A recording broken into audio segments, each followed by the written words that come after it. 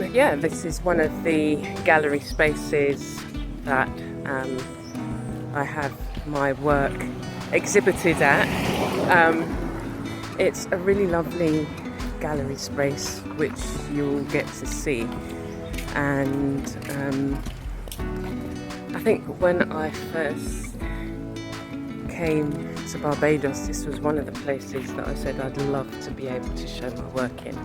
And yeah, so now that is a reality. As you can see, it's also got one of the baobab trees on the island. There's 3, I think, and this is a really beautiful environment. You'll be able to see some of the environment, and I'll show you.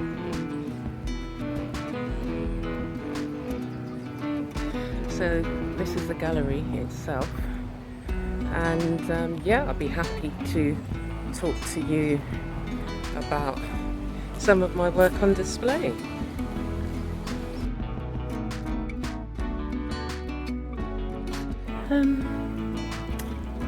I think I've always wanted to be an artist, and not just necessarily a visual artist, but I toyed with becoming a theatre practitioner, singing.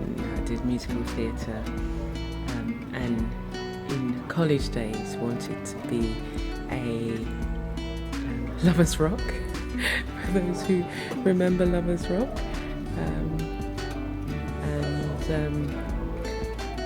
and the arts, something that I always wanted to do and was encouraged at school. So at a very early age was encouraged by 2 teachers in specific. One was a male teacher, and I think he was just like a supply teacher, and another lady who looked like a hippie, you know, the typical flowy dresses and long curly frizzy flowy hair, and they were very encouraging in terms of me pursuing my art and honing my skills. And I'm going back to early secondary school, so I was about 11, 12, and I think there was another teacher in primary school.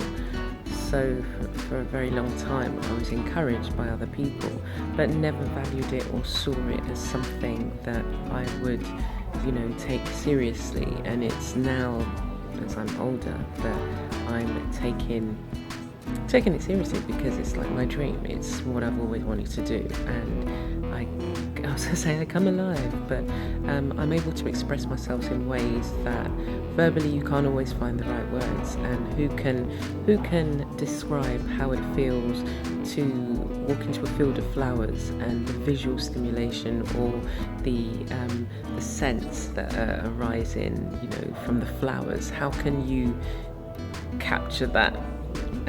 But with art, you can do so much with art, and also the feeling that you get when you take part in a practical activity. So my art now is about expressing different things, so memories, feelings, thoughts, and I utilize the various materials in that way to do that, to be able to impact on the viewer, and they want to touch it. You know, even I do. Like, I see my own work, and it's just like you want to have a feel because of the textures, and they're expressing again different things from what you see, what you can see, the colours, and how that impacts on you, and actually picking up a particular piece of art, which you can't all the time. But yeah, so that's been my journey, and my continuous journey, because it's never reaching the destination. We're always in the process, enjoying the process.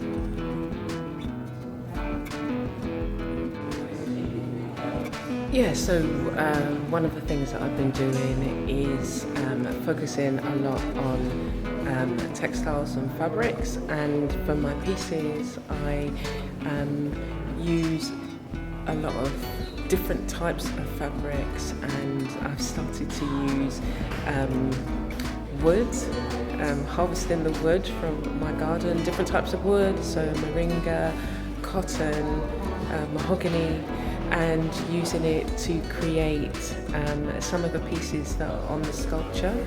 And I find it's very therapeutic, because a lot of the aspects of the work requires you to really take your time because of the detail.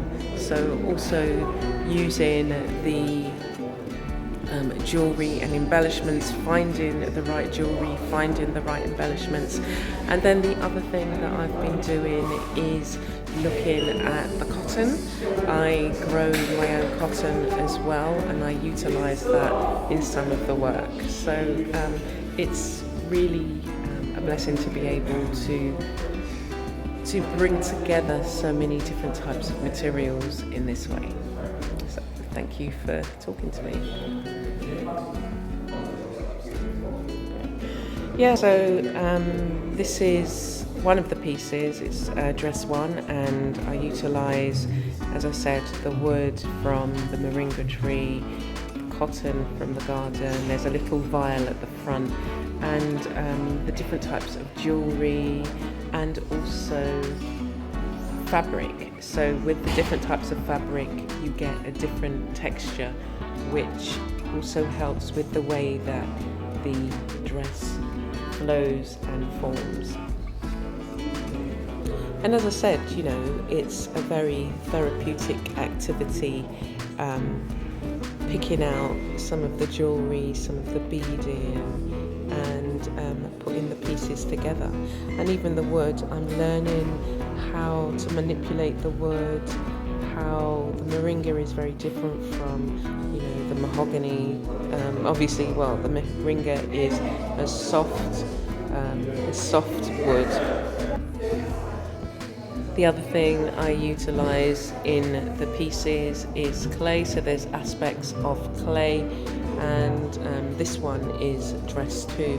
So yeah, and the other thing that I've been finding is these clay fragments in the garden, and they were traditionally used as pottery, and so I've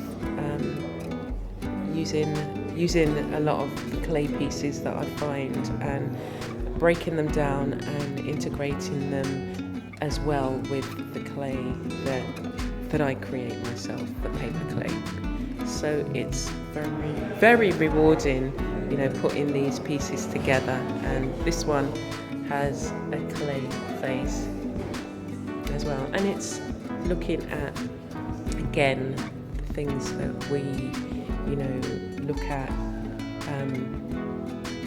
in different societies, the things that we value, the things that were used traditionally, and how the modern times where we look at the cotton in clothing, and the various ways in which the cotton can be used to create clothes, to provide, you know, industries, and so there's loads of little bits that are talking points for each of the dresses, and bring together aspects of history and our journey.